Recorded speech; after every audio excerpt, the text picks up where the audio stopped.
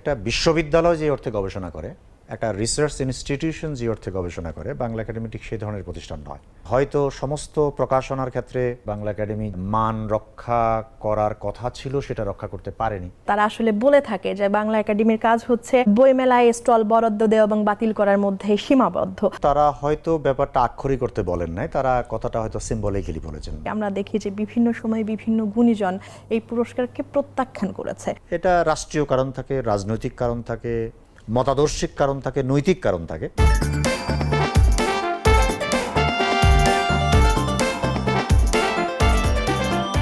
দেশ সংস্কার চলছে, পরিবর্তনের হাওয়া লেগেছে সব জায়গায়। সামনে আসছে 21শে বইমেলা এবং আলোচনায় বাংলা একাডেমি বিষয়ে বাংলা একাডেমি সংস্কার। বাংলা একাডেমি সংস্কার বিষয়ে কথা বলতে আজকে আমরা হাজির হয়েছি বাংলা একাডেমি প্রাঙ্গণে, এবং অনুষ্ঠানের পুরোটা সময় জুড়ে আমাদের সাথে রয়েছেন বাংলা একাডেমির মহাপরিচালক অধ্যাপক মোহাম্মদ আজম।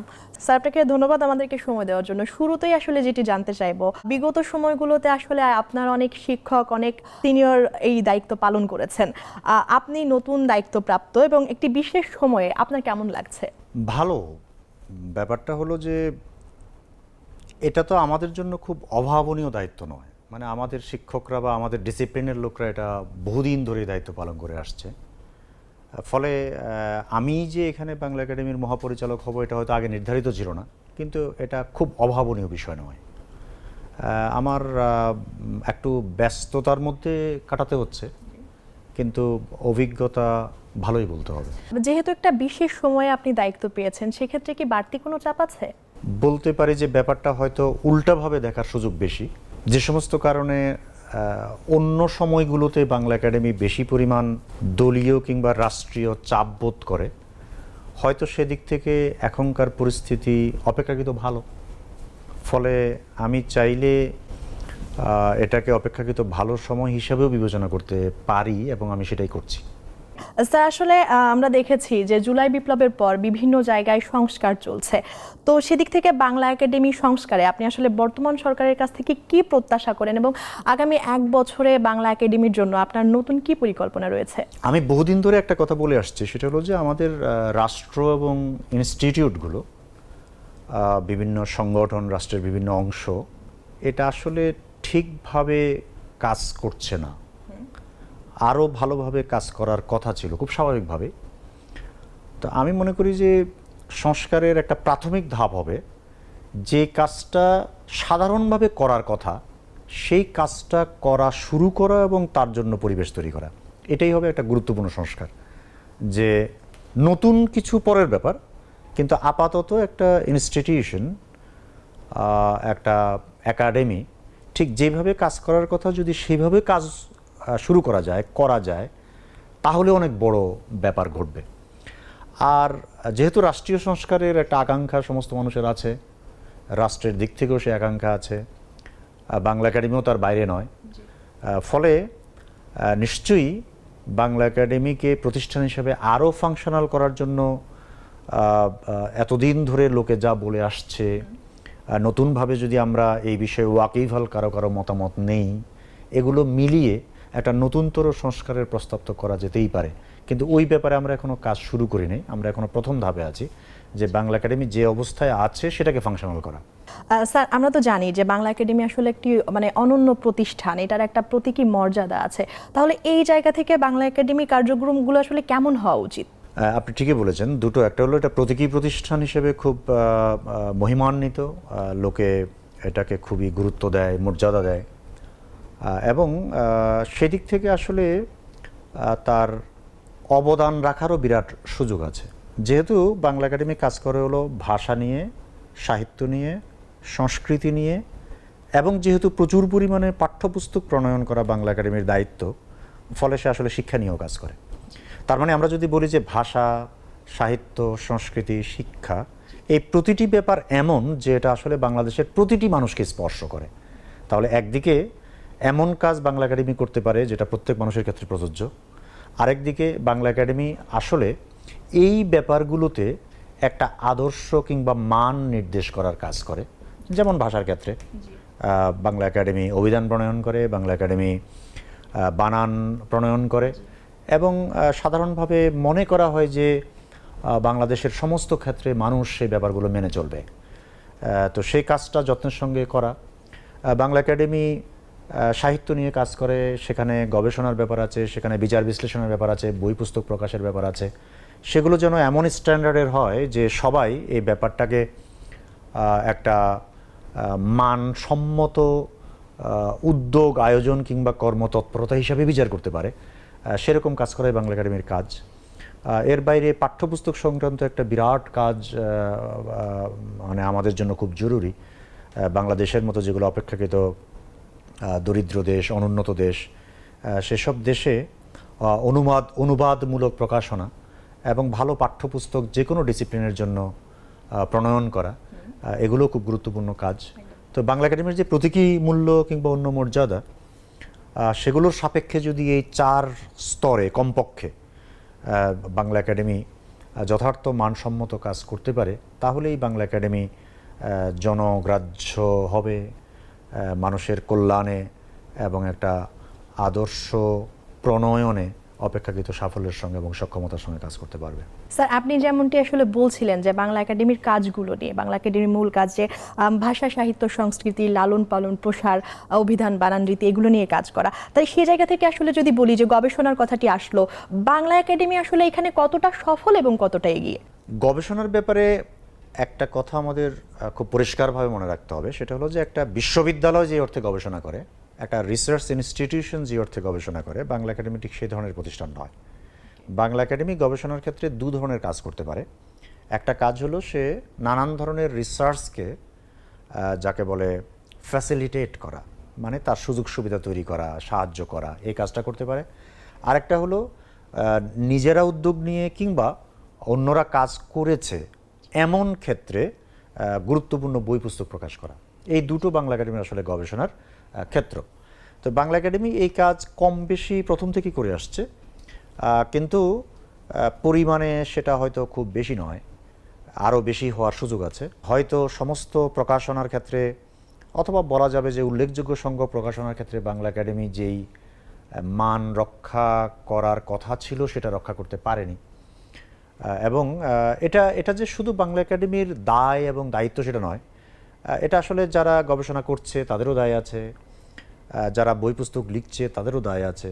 এটা সামগ্রিকভাবে দেশের যে গবেষণা এবং প্রকাশনা সংস্কৃতি, এটা তার থেকে খুব আলাদা কিছু নয়। কিন্তু বাংলা একাডেমির এই সুযোগ আছে সেই ব্যাপারগুলোকে আরও একটু বেশি যত্ন নিয়ে মানটা অন্যদের চেয়ে আরেকটু ভালো করার কাজ করতে পারে। আমরা বলবো যে বাংলা একাডেমি কাজ যথেষ্ট করেছে, কিন্তু প্রথম কথা সেটা পর্যাপ্ত নয়। দ্বিতীয় কথা, নতুন প্রচুর কাজের সুযোগ আছে। তৃতীয় কথা, পরিমাণের সঙ্গে সঙ্গে একটা গুণবাচক ব্যাপারে আরও বেশি মনোযোগী হওয়ার বিস্তর অবকাশ আছে। স্যার, এই যে গবেষণার কথাটি থেকে আমি বলি, আমরা যে কোনো ক্ষেত্রে দেখি এখন কি মানে এখনকার সময়ে এসে বিশ্ববিদ্যালয় পর্যায়গুলো দেখি গবেষণা ক্ষেত্রে মানে অনেক বেশি অনাগ্রহ, গবেষণার মধ্যে আসলে যেতে চায় না। তাহলে এই দিক থেকে কি বাংলা একাডেমি অনন্য কোনো পদক্ষেপ আসলে নিতে পারে যে বিশ্ববিদ্যালয় পর্যায়গুলোতে? সত্যি বলতে পারে না।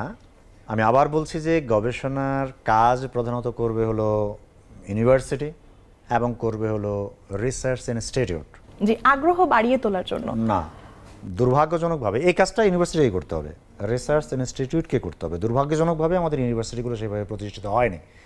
তাহলে আমাদের এই বিষয়ে যদি গবেষণার কথা আমরা বলি, তাহলে আমাদের প্রথম যে গুরুত্বটা দিতে হবে সেটা হলো ইউনিভার্সিটিগুলোকে কাঠামোগতভাবে প্রস্তুত করে যথেষ্ট পরিমাণে অর্থ বরাদ্দ করতে হবে, যেন সেখানে মাস্টার্স, এমফিল বা পিএইচডি ধরনের গবেষণা হয়, যেন সেখানে পোস্টডক ধরনের গবেষণার সুযোগ থাকে, যেন সেখানে গবেষণা প্রকল্প নিয়ে সেগুলো কাঠামোগতভাবে করার সুযোগ থাকে।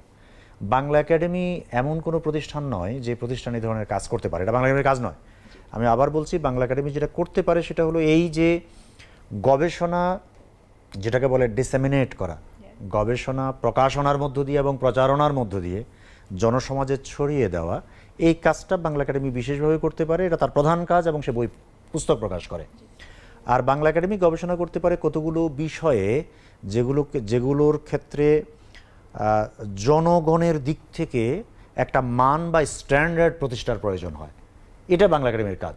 ওই যে আবার অভিধান, ভাষার প্রমিতায়ন, ব্যাকরণ প্রণয়ন, বানান বিধি ঠিক করা, এই ব্যাপারগুলো হলো বাংলা একাডেমির নিজের কাজ, যে ওই বিশ্ববিদ্যালয়ে যারা কাজ করে, সমাজে যারা কাজ করেন, যারা এই বিষয়ে অভিজ্ঞ, তাদেরকে একত্র করে এই বিষয়গুলোতে একটা স্ট্যান্ডার্ড স্থাপন করা। এটা হলো বাংলা একাডেমির গবেষণার কাজ। বাংলা একাডেমি গবেষণামূলক প্রতিষ্ঠান হিসেবে বিচার করে যদি আমরা তাকে কাজ দিতে চাই, তাহলে সেটা হবে একটা বিভ্রান্তি। এটা বাংলা একাডেমির কাজ নয়। স্যার ধন্যবাদ। একটা বিষয় আসলে লক্ষ্য করলাম, স্বাধীনতার পূর্ববর্তী সময় অর্থাৎ 1960 থেকে 84 সাল পর্যন্ত বাংলা একাডেমি যে সাহিত্য পুরস্কার, বছরে 9 জনকে বাংলা একাডেমি সাহিত্য পুরস্কার দেওয়া হতো এবং 1986 সাল থেকে পেতে হচ্ছে 2 জন, যা কিন্তু আসলে অর্ধেকের চেয়ে অনেক কম। এবং 9 সাল থেকে আমরা লক্ষ্য করছি যে 4টি শাখায় পুরস্কার দেওয়া হয়। এই যে মানে বেশি সংখ্যক থেকে হঠাৎ করে অর্ধেকের বেশি কমে যাওয়া, আবার নতুন করে 4টি ক্যাটাগরি চালু হওয়া, তাহলে এই বিষয়টিকে আসলে ভাষা এবং সাহিত্যের প্রতি বাংলার মানুষের বা হচ্ছে লেখকদের অনাগ্রহ বা অবহেলা প্রমাণ করে? না, এটা একেবারেই এরকম কিছু প্রমাণ করে না। এটা একাডেমির নিজস্ব সিদ্ধান্ত এবং সাম্প্রতিক বছরগুলোতে অনেক নতুন ক্যাটাগরিতেও পুরস্কার দেওয়া হয়েছে, পুরস্কারের সংখ্যা আবার বেড়েছে। এসব নিয়ে প্রচুর পরিমাণে সমালোচনা আছে এবং বাংলা একাডেমির এই পুরস্কার প্রদান বিষয়ক যে সিদ্ধান্তগুলো, এগুলোর সঙ্গে সামাজিকভাবে, রাষ্ট্রীয়ভাবে আমাদের সাহিত্য বা ভাষা এগুলোর প্রতি আগ্রহ বা অনাগ্রহ কোনো কিছুই প্রমাণিত হয় না। আমি যে কথাটা বলতে পারি সেটা হলো এই, যে এই বিষয়ে আমাদের গুরুত্বপূর্ণ স্টেক হোল্ডার যারা, লেখক, সাহিত্যিক, সাংবাদিক কিংবা বুদ্ধিজীবী, তারা বিভিন্ন সময় মত প্রকাশ করেছেন। আমরা সেগুলোকে আমলে আনতে পারি। আমরা নতুনভাবে সিদ্ধান্ত নেওয়ার জন্য বাংলা একাডেমিতেই ভিতরের যারা অভিজ্ঞ মানুষ এবং যোগ্য মানুষ, বাংলা একাডেমির যে কার্যনির্বাহী পরিষদ আছে এবং এর সঙ্গে যুক্ত যে বুদ্ধিজীবীরা আছেন, তাদের সঙ্গে আলাপ করে আমরা একটা আদর্শ স্থাপন করতে পারি, যেন একটা রুচি, সৌন্দর্য এগুলো রক্ষিত হয় এবং মূল্যায়নও যথাযথভাবে হয়। এটা আমরা করতে পারি। কিন্তু ওই যে বাড়ানো কমানো, এগুলোর সঙ্গে ভাষা সাহিত্যের প্রতি মানুষের আগ্রহ অনাগ্রহের কোনো যোগ আসলে তৈরি করা যাবে না। স্যার, বিগত সময়ে আমরা আসলে দেখেছি, আলোচনা হয়েছে যে বাংলা একাডেমির কার্যাবলী নিয়ে তারা আসলে বলে থাকে যে বাংলা একাডেমির কাজ হচ্ছে বইমেলায় স্টল বরাদ্দ দেওয়া এবং বাতিল করার মধ্যে সীমাবদ্ধ। তো এই কথাটির আসলে যাতে পুনরাবৃত্তি না হয়, সেক্ষেত্রে আপনার পদক্ষেপ কি থাকবে? প্রথম কথা হলো যে এই কথাটা যারা বলেছেন তারা হয়তো ব্যাপারটা আক্ষরিক করতে বলেন নাই, তারা কথাটা হয়তো সিম্বলিক্যালি বলেছেন। তারা হয়তো বোঝাতে চেয়েছেন যে বাংলা একাডেমির ঠিক যেই ধরনের কাজ করার কথা, সেই কাজ যথেষ্ট পরিমাণে হচ্ছে না। কথাটা আমি এই জন্য বললাম যে বাংলা একাডেমির আসলে সাম্প্রতিক বছরগুলোতেও প্রচুর পরিমাণে পাবলিকেশন ছিল এবং তার মধ্যে সবগুলো না হলেও বেশ গুরুত্বপূর্ণ প্রকাশনাও ছিল। এবং যেহেতু অনেক ক্ষেত্রে অনিয়ম হয়েছে, অনেক ক্ষেত্রেই রাষ্ট্রীয় কাজ বাংলা একাডেমিকে করতে হয়েছে, দলীয় কাজ করতে হয়েছে। রাষ্ট্রীয় এবং দলীয় কাজ যে বাংলা একাডেমি করবে না তা নয়, কিন্তু সেটা মান রক্ষা করে করতে হবে, সেটা রুচি এবং সৌন্দর্য রক্ষা করে করতে হবে। নিঃসন্দেহে গত কয়েক বছর বাংলাদেশের শুধু বাংলা একাডেমি নয়, প্রায় কোনো প্রতিষ্ঠানই সেই রুচি এবং সৌন্দর্য রক্ষা করতে পারেনি। সম্ভবত ওই ব্যাপারে ক্ষোভ থেকেই হয়তো অনেকে এরকম মন্তব্য করেছেন যে বাংলা একাডেমি শুধু বইমেলা স্টল বরাদ্দ করছে। কথাটা আমি আবার বলছি, আলংকারিক অর্থে মূল্যবান, কিন্তু ঠিক আক্ষরিক অর্থে নয়। বাংলা একাডেমি প্রাতিষ্ঠানিকভাবে যথেষ্ট পরিমাণ বই প্রকাশ করেছে, সেগুলো কোনো কোনোটা মূল্যবানও বটে। আমরা এখন যেটা করব, যেটা অপেক্ষাকৃত সুবিধাজনক সময় আমরা আছি, যখন রাষ্ট্রীয় এবং দলীয় চাপ আমরা আশা করছি যে আমরা কম অনুভব করব এবং আমরা নিজেদের মতো সিদ্ধান্ত নিতে পারবো, এই ধরনের একটা অপেক্ষাকৃত অনুকূল পরিস্থিতির মধ্যে আছি। ফলে আমাদের কাজে কর্মে হয়তো গতি আগের চেয়ে বাড়বে এবং এখনকার যে আমাদের সরকারি যে মনোভাব, সেই মনোভাবও সেরকম, সংস্কৃতি মন্ত্রণালয়ের মনোভাবও সেরকম এবং আমাদের আগে যিনি উপদেষ্টা ছিলেন তিনিও আমাদের এই বিষয়ে অনুকূল মনোভাব পোষণ করেছেন। যিনি এই সদ্য উপদেষ্টা হয়েছেন তিনি আসলে বেশ তৎপর বলে আমাদের মনে হয়েছে। আমরা আশা করছি যে আমরা নতুন যেগুলো ভালো প্রকল্প, বই প্রকাশের প্রকল্প, গবেষণার প্রকল্প এবং অন্য প্রমিতায়নের নানান প্রকল্প আমরা দ্রুত নিতে পারবো এবং নতুন কাজ খুব শিগগির অনেক বেশি হারে, আগে হতো কিন্তু অনেক বেশি হারে এবং ভালোভাবে আমরা করতে পারবো। ধন্যবাদ স্যার। আসলে বানান রীতি নিয়ে কিছু বলবেন কি? যেমন বানান রীতি নিয়ে ধোঁয়াশা এখনো কাটেনি। যদি ঈদের কথা বলি, চাকরি ক্ষেত্রে সমস্যা হচ্ছে, তারা ফেস করছে যে কোথাও হ্রস্ব ইকার এবং কোথাও দীর্ঘ ইকার লেখা হচ্ছে। এটি স্পেসিফিক করে দেওয়া বা নির্দিষ্ট একটা পদক্ষেপ নেওয়া, নির্দিষ্ট করে দেওয়া, মানে এই ব্যাপারটা নিয়ে মানে ধোঁয়াশা কাটানোর জন্য আসলে। হ্যাঁ, বাংলা একাডেমির আসলে প্রথম যে নিয়মটা করেছিল সেটা অপেক্ষাকৃত বেশি গ্রহণযোগ্য হয়েছিল বলেই আমার নিজের অভিজ্ঞতা থেকে আমার ধারণা। কিন্তু পরে বাংলা একাডেমি এটা আবার পরিবর্তন করেছে 2012 সালে। ওই পরিবর্তিত ব্যাপারগুলো আমি অভিজ্ঞতা থেকে জানি যে অনেকেই হয়তো পছন্দ করেননি, এবং ওই যে দুই রকম ব্যাপার চালু থাকার কারণে কিছু সমস্যাও তৈরি হয়েছে। একটা কথা আমাদের বুঝতে হবে যে বানানের ক্ষেত্রে কিছু সংকট আসলে থাকবেই, কারণ বানান প্রমিতায়নের ব্যাপারে সকল পক্ষ কিছুতেই একমত হবে না। তার নানা ঐতিহাসিক, সাংস্কৃতিক, ব্যাকরণগত, ভাষাতাত্ত্বিক নানান কারণ আছে। কিন্তু বাংলা একাডেমির উচিত হবে যে অপেক্ষাকৃত গণতান্ত্রিক উপায়ে এবং দেশে যারা ভাষা নিয়ে দীর্ঘদিন কাজ করে অভ্যস্ত তাদের একটা বড় কমিটি করে অপেক্ষাকৃত গণতান্ত্রিক সিদ্ধান্তে পৌঁছানো। এবং আমরা আশা করি যে আমরা এই উদ্যোগ খুব শীঘ্রই শুরু করতে পারবো। একেবারে সমস্ত সমস্যার সুরাহা হবে না, তার প্রধান কারণ হলো সমস্যাটাই এমন যে এটাতে সবার একমত হওয়ার কোনো সম্ভাবনা নেই। কিন্তু আমরা একটা চেষ্টা করব যেন অধিকাংশ পণ্ডিতের মত নিয়ে ব্যাপারগুলোতে কোনো একটা সিদ্ধান্ত, অথবা যদি বিকল্প থাকে সেই বিকল্প ঠিক করে দেওয়া, এই ধরনের একটা প্রসেসের মধ্যে, প্রক্রিয়ার মধ্যে আমরা খুব শীঘ্রই ঢুকতে পারবো বলে আশা করি। আর স্যার, গণতন্ত্র শব্দটা বললেন, ঠিক সেখান থেকে আমার প্রশ্ন যে আমরা জানি যে বিভিন্ন ধরনের বার্ষিক প্রতিবেদন, নির্দেশনা এইসবের জন্য ফেলো এবং সাধারণ পরিষদের সদস্যদেরকে নিয়ে একটি নির্বাহী পরিষদ গঠিত হয় এবং সেটা নির্বাচনের মাধ্যমে। তাহলে গত 25 বছর এখানে নির্বাচন হচ্ছে না, সেক্ষেত্রে গণতন্ত্র পুনরুদ্ধারে আপনার কি ভূমিকা থাকবে? আচ্ছা, গণতন্ত্র তো আসলে সব সিদ্ধান্তের ব্যাপারেই প্রযোজ্য, কিন্তু আপনি যে প্রসঙ্গটা বলেছেন এটা বাংলা একাডেমির খুবই গুরুতর একটা প্রসঙ্গ, যে 1999 সালের পর থেকে আসলে এই ফেলো নির্বাচনটা মানে আমাদের যে কার্যনির্বাহী পরিষদের সদস্য হিসেবে 7 জন নির্বাচিত হয়ে আসার কথা, সেটা হচ্ছে না। এটা নিঃসন্দেহে খারাপ একটা ব্যাপার। কার্যনির্বাহী পরিষদের 19 জন সদস্য হওয়ার কথা, কিন্তু বাংলা একাডেমি দীর্ঘদিন ধরে কাজ করছে মনোনীত 12 জন নিয়ে, নির্বাচিত 7 জন বাদ আছে। এটা কোনো ভালো কথা নয়। আমরা আশা করি যে ফেব্রুয়ারির মেলার ব্যস্ততা কাটার পরে এই বিষয়ে একটা কার্যকর উদ্যোগ নিতে পারবো। আমরা এই উদ্যোগ নেয়ার পরিকল্পনা করেছি, কিন্তু আমরা এখনো এই কাজে নামতে পারিনি। আশা করছি ফেব্রুয়ারির পরে আমরা কাজে নামবো এই বিষয়ে। স্যার, একটি প্রশ্ন, যে দীর্ঘ 25 বছর যে নির্বাচন হয় না, বাংলা একাডেমি তো একটি স্বায়ত্তশাসিত প্রতিষ্ঠান, সেই জায়গা থেকে বাংলা একাডেমির উপরে যখন এই যে দলীয় রাজনীতির যে একটা হস্তক্ষেপ, এই বিষয়টিকে আসলে কিভাবে প্রভাবিত করে এবং কতটা নেতিবাচক ভূমিকা রাখে একটা স্বায়ত্তশাসিত প্রতিষ্ঠানের উপর? দলীয় প্রভাব তো বেশিরভাগ সময় খারাপ হয়। দলীয় প্রভাব ভালো হতে পারতো, রাষ্ট্রীয় প্রভাব ভালো হতে পারতো, কারণ দল তো আর মানুষ এবং দেশের ইনস্টিটিউশনের বাইরের কিছু নয়। রাষ্ট্র তো আসলে সমস্ত মানুষের জন্য, ফলে রাষ্ট্র সবসময় চাইবে যে তার কিছু প্রকল্প সে তার ইনস্টিটিউটগুলোর মধ্য দিয়ে করুক। আসলে প্রশ্নটা হলো যে মাত্রা রক্ষিত হচ্ছে কিনা, রুচি এবং সৌন্দর্য রক্ষিত হচ্ছে কিনা, মান রক্ষিত হচ্ছে কিনা, এবং কোনো সিদ্ধান্তের ক্ষেত্রে বাড়াবাড়ি হচ্ছে কিনা, সীমা লঙ্ঘন করছে কিনা। আমাদের দুর্ভাগ্য যে আমাদের বেশিরভাগ ক্ষেত্রে সেটা হয়েছে, সবসময় না হলেও বেশিরভাগ ক্ষেত্রে সেটা হয়েছে, এবং আমাদের ওই ব্যাপারগুলো মেনটেন করার ব্যাপারেই আসলে আমাদের যত্নবান থাকা উচিত। আমরা সেটা থাকবো এবং থাকতে পারবো বলে আশা করছি। স্যার, আমরা বাংলা ব্যাকরণের ক্ষেত্রে যেটি আসলে লক্ষ্য করি, সংস্কৃত বাংলা ব্যাকরণ এবং পূর্ণাঙ্গ বাংলা ব্যাকরণ আছে কিনা বা এটার অভাব আমরা বোধ করতে পারি।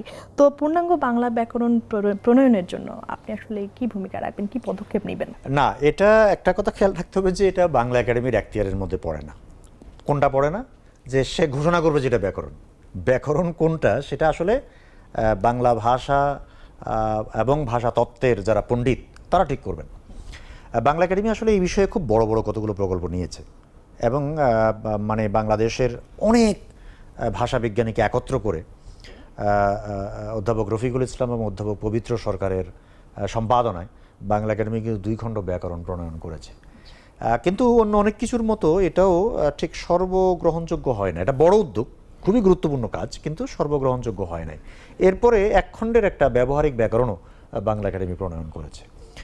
যেহেতু সেটা আমরা সর্বত্র বা যথাসম্ভব গ্রহণযোগ্য করতে পারিনি, ফলে এই বিষয়ে আরও উদ্যোগ নেওয়ার সুযোগ আছে। তাহলে বাংলা একাডেমি কী করতে পারে? বাংলা একাডেমি কিন্তু নির্ধারণ করে দেবে না যে এটা হলো ব্যাকরণ, কারণ এটা বাংলা। আমি বারবার এই বিষয়ে আমাদের সাবধান থাকা উচিত যে বাংলা একাডেমি কিন্তু এমন কেউ না যে বাংলা একাডেমি ভিতরের লোক দিয়ে কাজটা করে দেবে। এটা বাংলা একাডেমির কাজ নয়, পৃথিবীর কোনো একাডেমি সেটা করে না। তাহলে একাডেমি কী করে? একাডেমি হলো দেশে বিদ্যমান যারা পণ্ডিত তাদেরকে আহ্বান করে একটা প্রক্রিয়া শুরু করে, যে প্রক্রিয়ার মধ্য দিয়ে একটা শেষ পর্যন্ত কিছু একটা ঘটবে। ব্যাকরণ নিয়ে যথেষ্ট পরিমাণ কাজ হওয়ার পরেও, এবং আমি বলবো যে বেশ গুরুত্বপূর্ণ কাজ হওয়ার পরেও এখনও কাজ করার সুযোগ আছে। আমরা হয়তো আরেকটা উদ্যোগ নিতে পারি, কিন্তু বানান যেমন একটা খুব তাড়াতাড়ি, বানানের ব্যাপারে যেমন আমাদের খুব তাড়াতাড়ি একটা উদ্যোগ নিতে হবে, হয়তো ব্যাকরণের ব্যাপারে ব্যাপারটা আরেকটু পিছাবে। ওটা হয়তো এত যেটাকে বলে অগ্রাধিকার পাবে না, কারণ অলরেডি যেহেতু কিছু কাজ হয়েছে।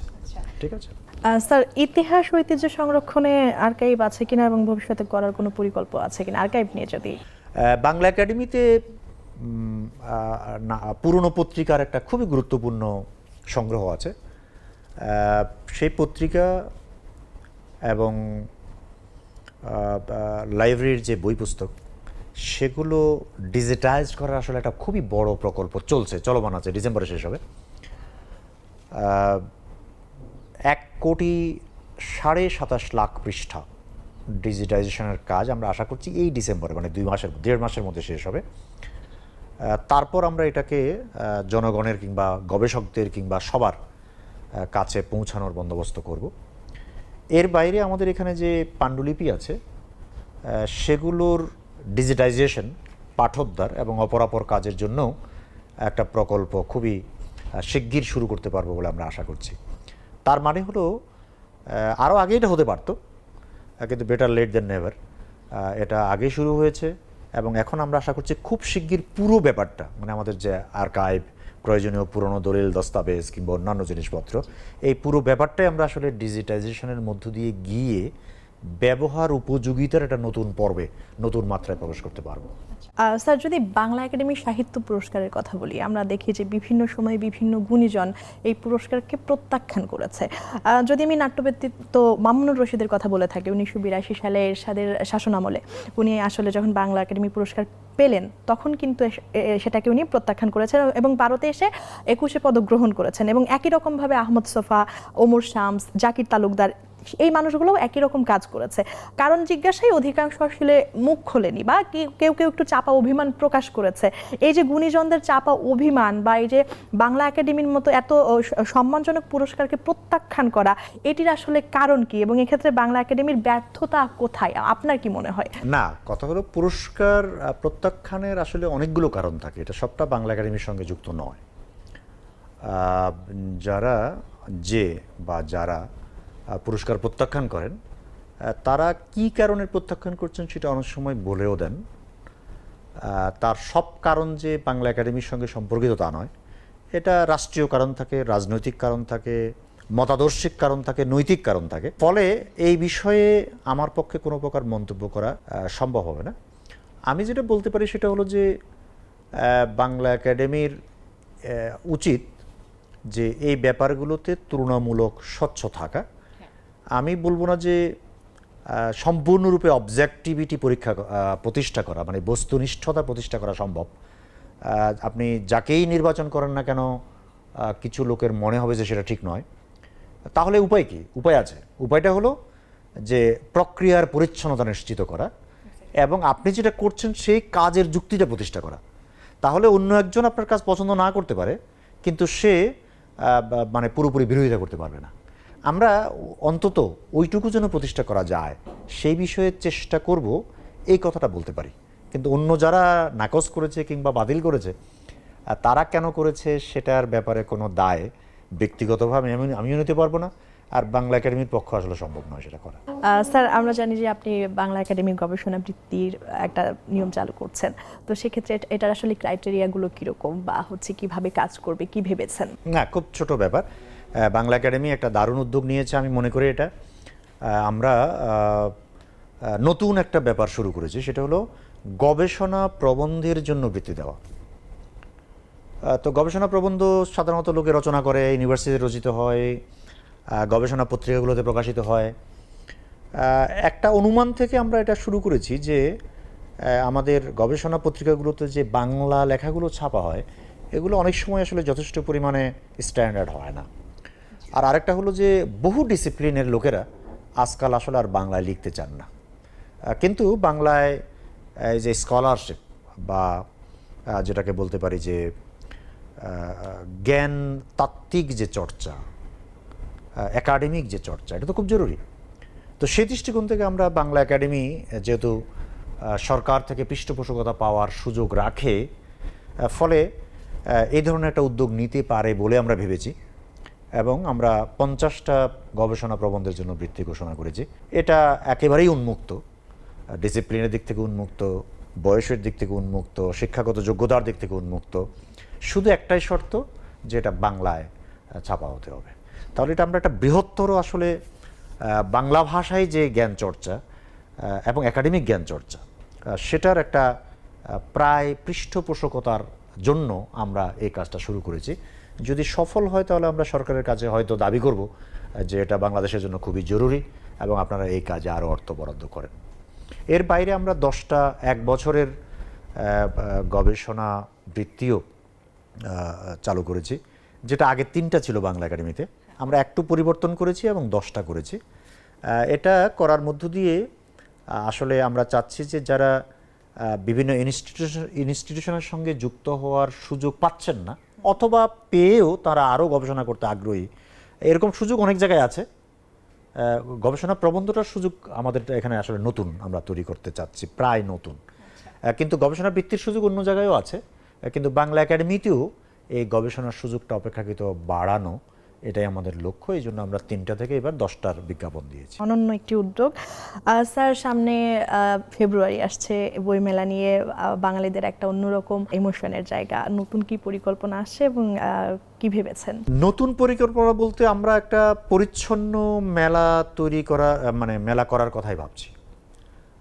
মেলা খুবই প্রতিষ্ঠিত, মেলা বিপুল মানুষের সঙ্গে যুক্ত এবং দীর্ঘদিন ধরে হয়ে আসছে, ফলে খুবই অসাধারণ নতুন কিছু করার পরিকল্পনা করার তুলনায় এটার যে মান অর্জিত হয়েছে সেই মানটা যেন সুষ্ঠুভাবে এইবারও করা যায় সেদিকে নজর রাখা আমাদের প্রধান লক্ষ্য।